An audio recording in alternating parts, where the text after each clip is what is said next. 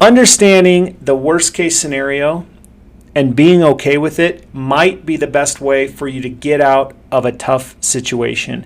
And this, to me, all comes back to mindset. And I learned this lesson myself very powerfully back when the financial crisis of 2007, 2008 happened.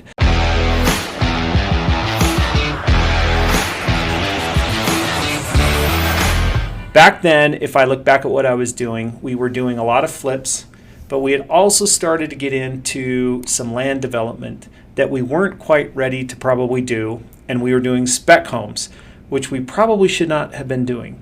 So what ended up happening was we were right in between a townhome project when the financial collapse happened. Everybody was running scared. We had a land partner who no longer wanted to partner with us on the development. That left our piece of property basically not worth what we paid for it. I had a bank loan on it from First Horizon, which I think had been bought by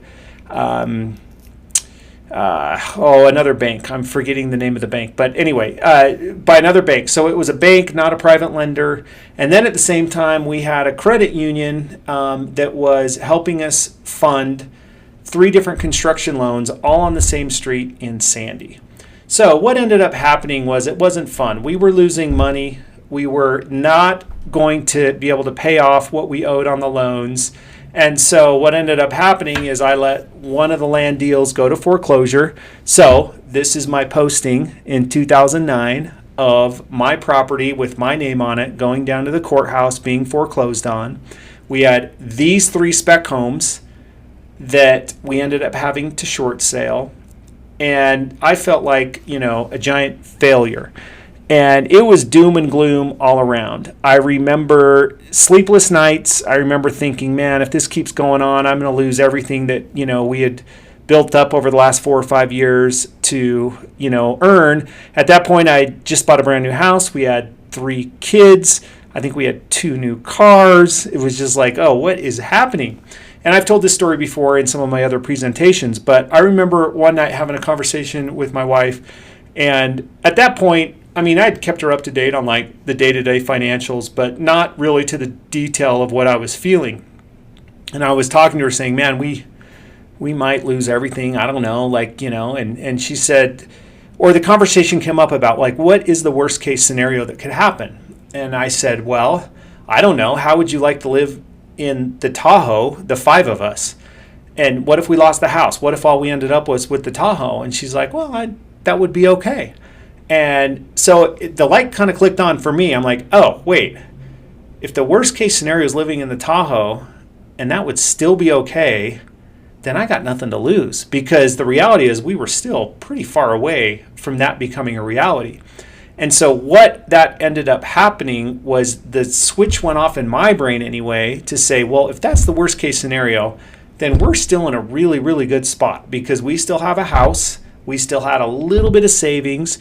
And what I ended up doing was, instead of thinking nonstop about the doom and gloom and why everything was bad, I started looking for the light and how things could be better.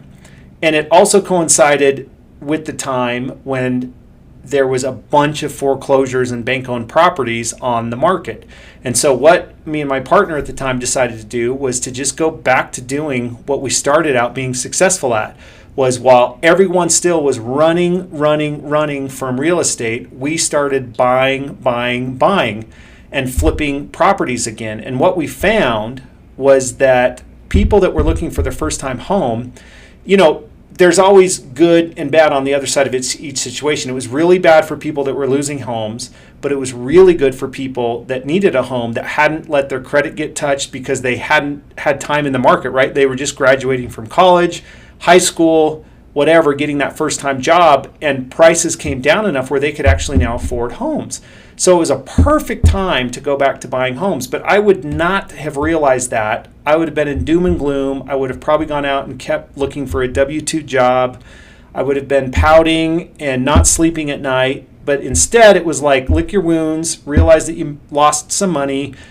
In my case, I had a foreclosure on my credit, so it's like I couldn't even buy anything on credit. So it forced me to get really creative with either seller financing or private loans to be able to buy properties, rehab them, and then resell them for a profit.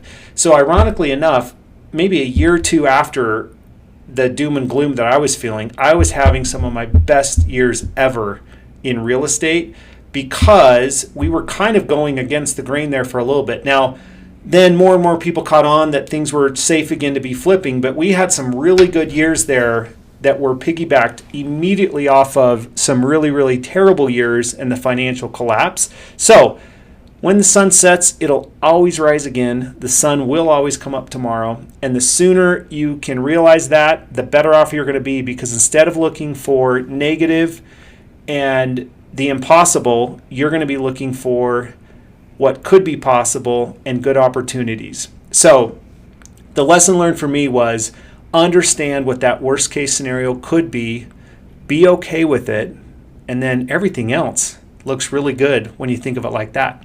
So thank you for watching. Please subscribe, share the videos, and we'll keep delivering good content.